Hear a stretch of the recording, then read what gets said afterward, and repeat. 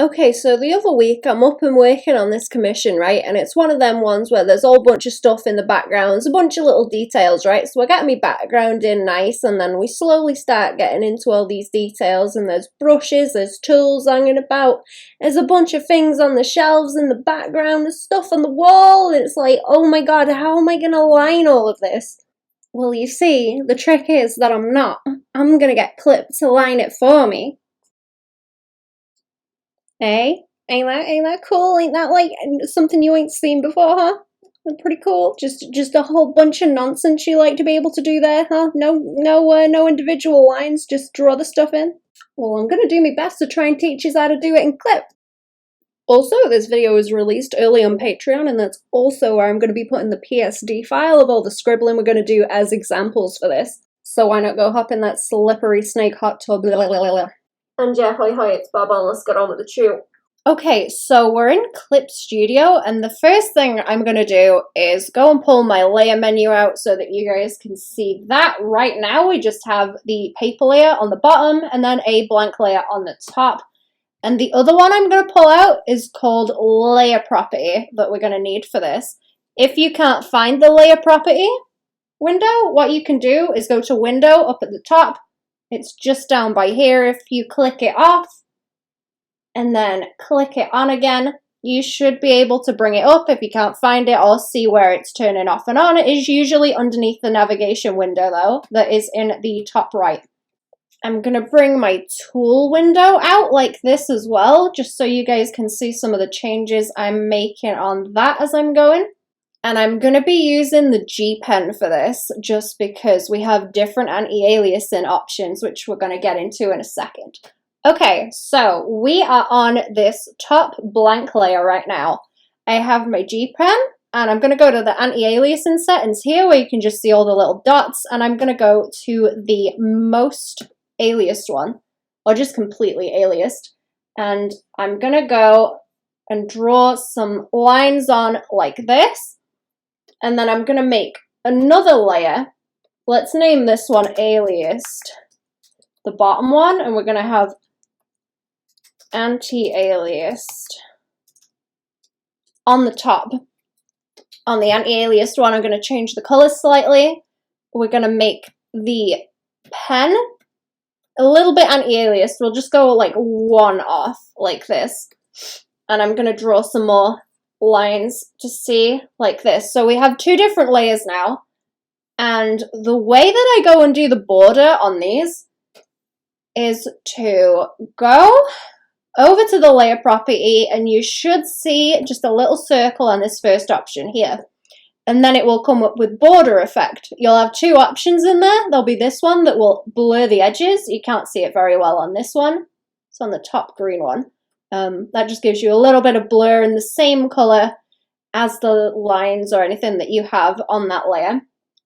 You want to go on to the first one that comes up with thickness of edges underneath. So we have this slider, and you can see already there's a white edge around this, and it's letting me change the thickness of it, but it's the same thickness all the way around. What I'm going to do is just pick a different color. I'm going to go to the edge color here, hit the fill tool, and it will let me fill that in. So we've got that in black now. So we have an outline here, sort of lines ready. Underneath this too, we also have anti-aliasing on the border effect. Now, I want to turn that off for this one because we're going with aliased on this. I'm going to go and do the same on the anti-aliased layer, like this. And let's make that a dark color too. And bring up the weight on it like this. And I'm going to leave the anti-aliasing on. I want you guys to see the difference between these when I actually pull the line art out. So the issue we have now is that we have these, the main blocks of what's on here. We have the lines on there. If I turn them on and off, it'll do that. But I can still remove this if I want to, because it's just in the layer property. It's not actually in the drawing on the layer. It's just in this. Also, if you save the file as a PSD at this point and you still have the layer effect on, it will not save it. It will only save in a clip file. You should get a warning when you save it. if I try and go and save this as a Photoshop file like this, you'll get a warning like this. It's just layers or layer information not compatible with this format is contained in here. So layers will be rasterized and part of the layer information will be lost. Effects applied to the folder will not be reflected. Do you want to proceed? So if you want to keep that and have it as something that you can turn off and on like this, then you don't want to be saving it as a PSD because that will disappear. Now, as it mentioned in that warning, it will be anti-aliased. Now, as it mentioned in that warning, what it will do if you save it like that will be to rasterize it, which is actually what we need to do next to be able to pull the liner out of these. Okay, so let's go for the aliased one first, and I'm just gonna right click on it, and then we should be able to go down to rasterize here, like that, and then you should see that in the layer property here, it's not applied anymore. So all of this is just its own thing now, and if I were to put that on again, it would give me another outline on top of that, since that is no longer applied.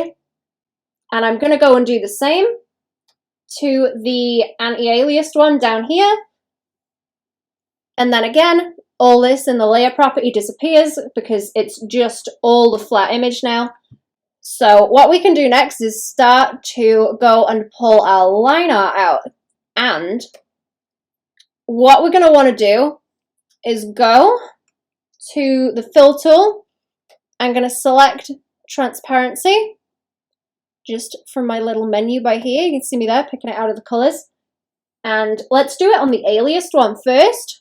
Now, we're going to have to change our settings a little bit on this. So we're going to have the anti-aliasing down here on the fill tool, just right at the bottom. It's another tick box. We're going to have that turned off. I'm going to take my area scaling off here, and I only want to be deleting what's on this layer. So on the refer to multiple layers here, I'm just going to have the one with the box and the little tick. Now, if I go onto these and delete them like this, then I've gotten rid of that. And now I just have my lines. If I go and put this at the top and pull it over these, you can see it's just the line art now. And because I've set everything to aliased all the way through with doing the base drawing for the shapes, and then also on the layer property I removed the anti-aliasing, and then also on the fill tool I removed the anti-aliasing, that means that when I zoom all the way in, all we see is just the line art like this. There's no little straggly bits that are along the edges. There's no anti-aliasing to be having an issue with there. It is just perfect lines. Now, by doing it this way, you're going to get nice lines, but you're not going to be able to get them anti-aliased. What you can do to get them a little bit softer, and also where you might run into trouble, which is why I have this anti-aliased version down here. If we go onto that layer, if I go back onto my fill tool, and if I zoom right in and just show you guys the edges on these, we can clearly see the anti-aliasing along here that's just making it very, very soft. So if I change some of my settings in here on the fill tool, we're going to keep it on transparent again. And we're just going to refer to this layer, so refer multiple, we're just going to have it on that. I can try putting my anti-aliasing on like this. And then if I go and hit the fill there to delete it, you can see just along this edge that there's still remnants of that blue just along the edge there because of that anti-aliasing where it is softening those edges out with a little bit of transparency. So I'm going to undo that. One thing we can do, I turned it off before, is the area scaling here. So if I turn that on, you'll see another slider here and you'll get a number. Okay, so if I have 4 on here, then when I hit fill, it's going to eat into this where I'm filling by 4 pixels. So if I copy and paste this, and if I reduce the one on the top and then use this underneath, you can see that extra much that it is eaten into those lines. So that's one way you can fix it, and you may be able to get away with doing it maybe like 2 points if we put it to like 2 pixels with the area scaling and then hit it again. That mostly takes it out. You might have a little bit of an issue just with these last few pixels here and having a little bit of that crispiness of the different color filling in. And it will also take a tiny bit off of your lines. It depends really how thick they are as to whether you can get away with that. But let's say you've gone and done it and you didn't have your area scaling on and you've gone and hit that, and then you find that you have this little edge along here that's really annoying. Say this is like the amount of pixels you can see and it's not massive like I've drawn it. Say you've done this. Another thing you can do to fix it is to go into your layer menu just here. Actually, let's go and apply this to all of them so it's a little bit easier to do. I'm just going to go and get rid of those like that. You should be able to see this crispy edge with that extra little bit of blue is still along those edges. What you can do to fix it is go just onto this lock transparency up here. It's a little lock icon with a little chessboard looking thing just to show the transparency squares. If you hit that, what will happen is, let me get a different color to show, and the pen. If I go and draw on this layer now, it will just fill within anything that's on it. Any transparent pixels, it will not draw onto. It will just draw onto these bits. So, you know, I can do this across all of it and just affect those. And that means that it will also be locking these here. So if I go and grab that black again, I can go back over these and fix them. And usually to do that kind of thing, that kind of fix, I will just zoom very far out. I will get just the rectangle tool and plonk that down in the color over it while I have it locked with the transparency. And then if I go and zoom in again,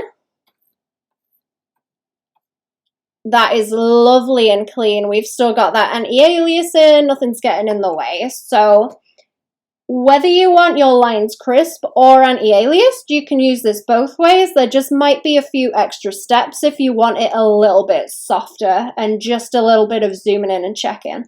Like I mentioned, this is not going to give you any kind of line weight.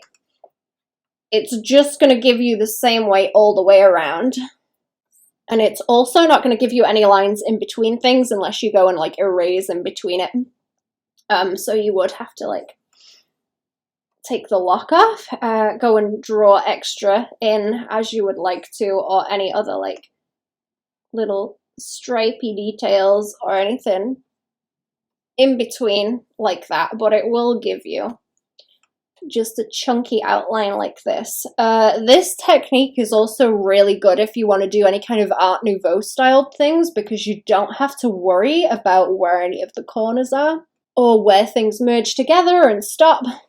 Let's get rid of these layers now as well, and we'll go and do some examples of other things that we can do with this. It's very, very helpful if you ever want to do anything like kind of bubble writing. Let me just go and do my signature or something like this.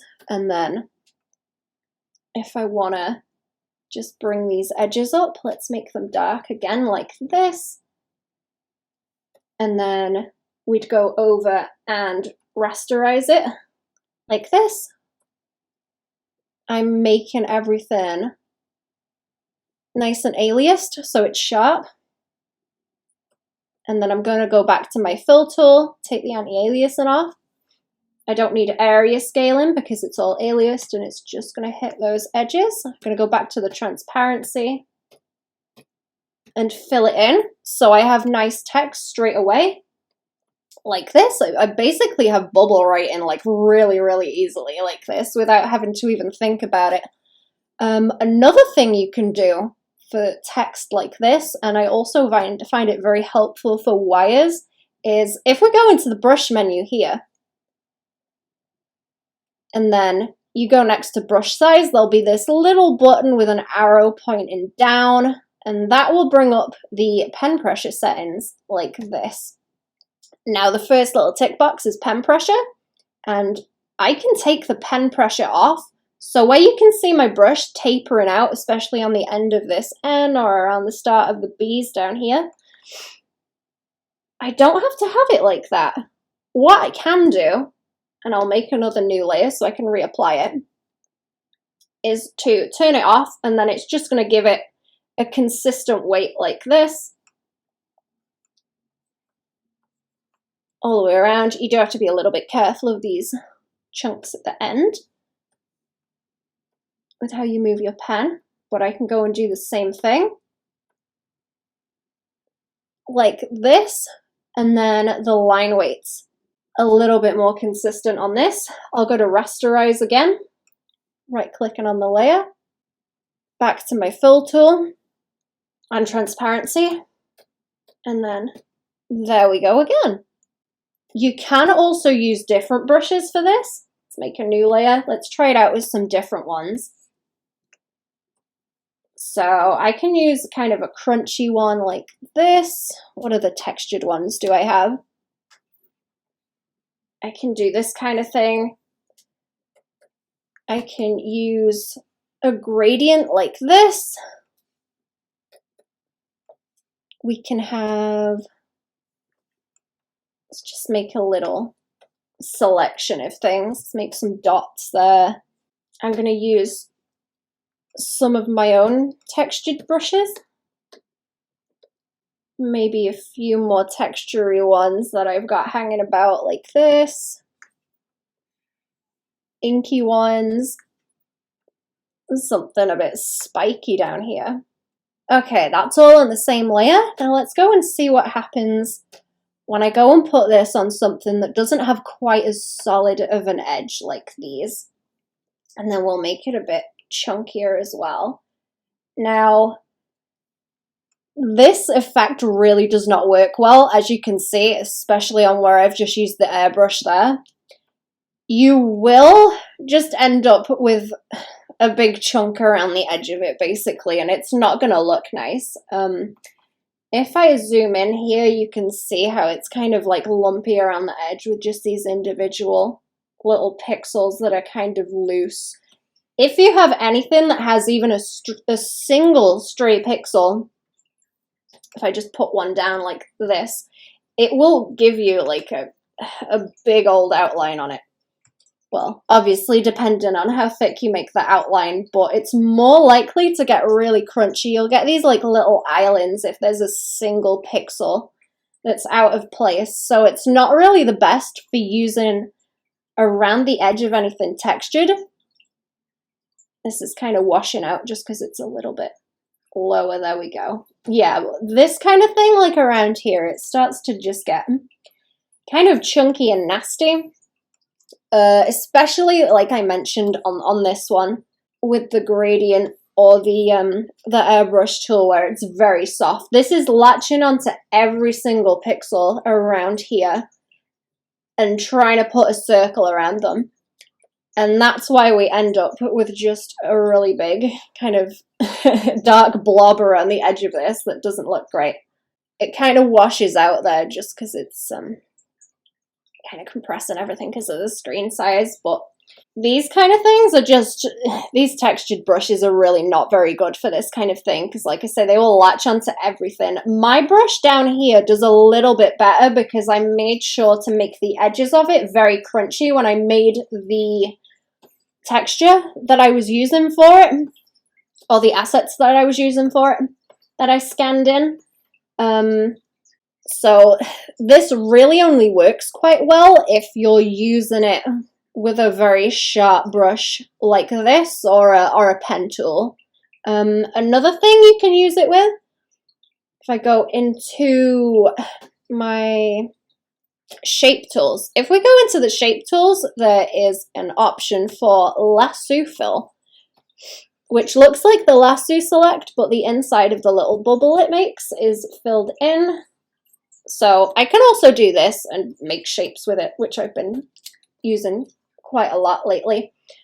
Also, if you wanted to go and rasterize this layer and try and pull the black outlines out from around this, I think you'd have a hell of a time trying to do that, and it wouldn't be very fun. So unless you really just want this kind of crispy edge around it, I think that would be very frustrating to do. You're going to end up with like this kind of thing. I can up the color margin here to be able to catch most of it and go over a lot of it, but it's going to be very, very difficult to catch everything on this. Like I say, what you can do with this though is go back to that transparency lock. If I make the brush bigger, I can go back over it and fill this in, but you're still going to end up with a little bit of crunchiness. Then again, maybe this is the kind of thing you're going for, but those are the basic sets of tools you can use with these. You just might end up with a lot of different textures in here, like especially around these edges where there's like single pixels it's latching onto. You can see where they've got that very round edge around them, just from the border being the same width. Okay, so let's have a look at some kind of examples of things that I will use this for with different things. So here's something I did recently, just a little icon. And if I have something like this and I'd want to turn it into a sticker, then I will just go and do this and give it an outline like that, give myself a little bit of a border. I'll do it around anything I've got there. Also, what I can do is again rasterize it and reset this, and then I can put a different color in, and I can go and do this as many times as possible. This is very helpful if you want something like concentric circles to draw, because you can just keep on layering these on and end up with some really wacky effects depending on what you've got drawn in originally. Something else this is really good for is if you want to make maps. So let's go and put this border effect on here straight away just to start off. I'm going to make the outline black, and then I'm going to go and draw onto here in white like this, and you can see I get a little bit of a crunchy edge around there, and it's giving me just the outline, my map like this, and I can go and draw chunkier edges in. But depending on what kind of brush you've got, this might be helpful. And then, like I say, we can just rasterize this and then erase that. Select all these other little white bits and delete them, and you'll have quite a nice little tidy coastline. Obviously this is a bit crunchy because my brush is kind of big, but this will give you just kind of nice randomized little islands and edges of coastlines and things. Also, if I just go back to my file here that I was sketching on, some examples, I'm going to make these a little bit lighter, and we'll make one underneath, and we'll go and do the same thing. We'll apply this on here, and then I'm going to go and fill some of these in. I might even zoom in and go and use my Lasso Fill with a tool like this and just do my outline along here. I'm going to go around these fingers, and I kind of want them to have a little bit of an Art Nouveau feel so that the edges of them kind of blend into each other and we don't get that perfect kind of line art around all of it. It's just around the outside. So if I pull this down all the way, snap it back up like this, I'm going to up that outline a little bit, and then I'm going to get the transparent brush and go and put in these little gaps between the fingers like so. And if I turn my sketch off, see I've got just the outline there. Let's put that line weight up a little bit, I'm going to tidy this up with the pen a little bit so that I can go around these edges. Just tidy my shape because it's not quite right after me going around there. And then I'm going to go back over to here again and I'm going to rasterize. Let's take my sketch off as well. And then I'm going to go and fill this in and remove that. Now we have an outline for it now. And then what I can go and do, since this is just a layer like this now, is either go and add the details on the inside, maybe leave those bits up there, just add these bits since I want it to look a little bit more Art Nouveau-y. Go and add these little details in here just around the kind of heel of the hand and stuff up that way to show which way it's going. Like this kind of thing, just a little bit, maybe pull these in slightly. Could do this more or less depending on how stylized I want to make it. Let's put a little bit of the tendons in there, just like that. A little bit around here, and then I can always go around my lines on the outside like this and put a little bit more weight on it if I want. I can always go and like bring these bits in. Like I've already got most of my line art around the edge done. I've just cut out a bunch of time that I would have spent doing those outlines. And then rest of the hand like this. And like I say, I can just go in and add any extra line weight that I want because I've kept it quite thin. So I just have to do extra little bits onto it, like so. So there's one. I'm going to go and clean up the rest as well so that you guys can see those. Okay, so here we go tidying these up, and I'm just doing the same thing. You can't go and do these with the brush, but I'm doing them with the little lasso fill like this, and it's just generating my lines. You can also do this on multiple layers, like you can see I just did on that hand there. So we've got one layer for like the front bits and one for the back.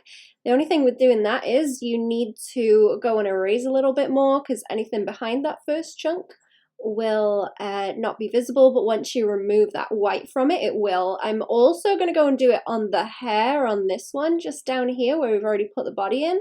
And then I'm going to make another layer and do the hair over the top like this so that we get the lines for that separately.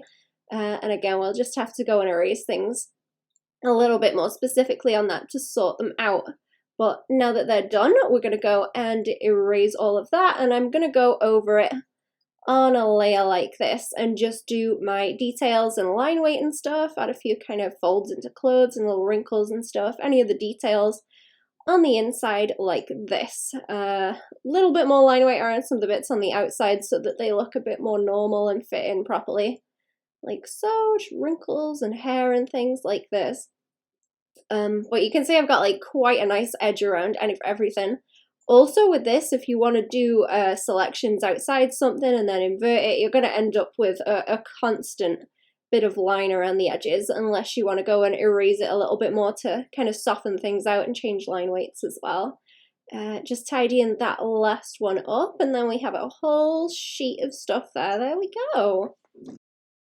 And then this next one that I'm going to do, I just want to do some props to show you guys. So I've picked these jumper cables because they're awkward shapes and sizes. I've drawn out my clips and sketched them. I've got it very loose for the wires because I'm going to show you how to do that in a second. Another little trick.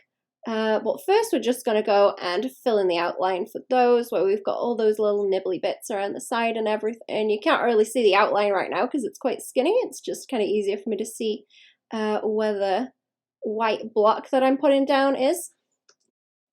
Okay, and the last little thing I want to show you guys that will help you draw is if I go into my brush sizes here, there's a little button that I can press there for the settings, and then if I get rid of the tick for pen pressure here, then I might do this on a different layer actually, just to keep it away from these because there's a little bit of overlapping. I'm going to go and set everything to the same here. Now, when I draw, I will not have any pen pressure on. So this is really good for things like wires. I'm going to make this outline a little bit bigger to match the rest of everything, and also my wire like this. Maybe a little bit more stabilization to get it smooth and curved. I'm just going to go around and kind of wrap these up into a nice little circle. That last bit was a bit wonky. Let me go and redo this quickly. I'm being fussy again. And then back up into that one. I'm gonna make my lines a little bit chunkier again. Like, how about by there? Okay, and we can put that underneath the other one so that it sits underneath there. I can go and rasterize both of these because I have all the lines done. And then back to my fill tool, and we will get rid again of just the white inside these. There we go. Then back to just erasing these parts underneath. Take that stabilization off a little bit so I can catch everything. That gives me a nice little outline of everything like this. There's a tiny bit on here that wants removing because we have that going in that way. And then the lines can leave on here. And already that's looking pretty nice. I haven't had to draw a single line. I've just made shapes. And then I can go and zoom in. I'm going to make another layer so it's easier for you guys to see when you have this. Ooh, and we're going to go. Oh, I should put my pen pressure back on actually so I can draw properly. There we go. And just go in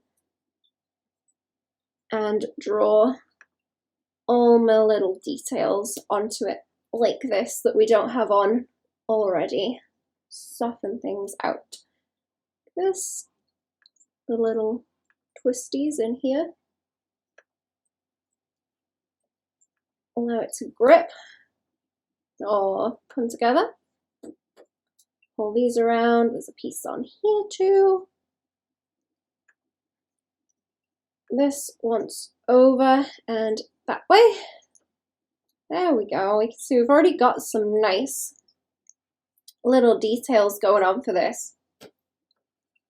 Oops, let's take some of this off in here. This is my favorite usage for this actually, just doing wires and things. It makes it so much easier to do. Just straight away, this wants to come into just these being the points. Got them kind of doubled up a little bit like that because there's ones underneath. And then we'll go and have a look and do the same on the other one. We've already got all the placements for these things. It's just a case of kind of pulling things around like this. That little circle there. And the clips up the top like this. It's down here. And my sketch doesn't even need to be that tidy for these. Ooh. That over and down. It's another little clasp there. Fill these in. And they're not the tidiest. I can go over the lines here as well for the cables. That one comes around that way, I think. Like that, and over the top, just turn them into individual cables. That one swings over that way, I think, like so. And then these kind of overlap again. And swing around this way. And over there again. There we go. So we got a nice little jumble of cables. And also our little clips there. Which again, you could go and put a little bit more line weight on them. But that's a nice little example. And then let's do one last little thing that can be useful as well. When I'm drawing backgrounds and things, if there's some sort of repeating pattern, maybe make it like a fence. So say I just want to make kind of a normal little fence like this.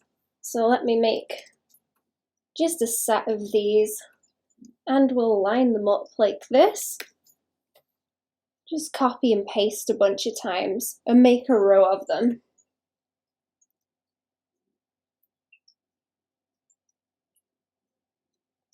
And then how about we have chunk on the top? Maybe some kind of decorative stuff going on in here. What if we had that and then like maybe something you wouldn't want to draw a bunch, like say some circular shapes in here? Or let's do that on a different layer. Let's make it an outline so that it's just a little bit of something in here to fill it out. A little bit bigger so we can see it. Yeah, okay, something like this, and then just copy paste and put it in. All of these, copy paste again. There we go. And another one, just put over here. There we go. I'm gonna merge those down as well, and then I suppose go and pull this section of it out. I'll delete it and paste it again so that we just have that. Okay, so we've got a flat design like this for our little fence or front of a building or whatever we want it to be. I'm going to copy paste it, and then what I can do is if I hit Command Shift and T or Control Shift and T, I can start kind of warping this around into some kind of perspective. So say I want it kind of like this and coming forward quite a lot, like so. We get the front of a shop or something, or we're kind of looking up at this little fence. I can do that, and then I've got all my shapes kind of out as they should be, and I can go and give myself a little border around the edge like this. Get a little bit of that on the go. Now, with this, if you do have perspective, you're not going to be able to make the lines different widths all along it just by doing this. That's something you'd have to go and do manually. So like if we do this, it gets kind of very chunky down this end, and then it kind of looks skinny in comparison down here. If you leave it very, very thin and just give yourself a little bit of an idea of where that is, then it can help. I'm going to copy paste this one again too, so I have another version of it. Well, I'll take that off as well. I'll rasterize this one.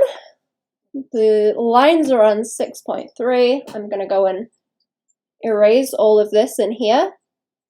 Of course, we got the one on the top as well.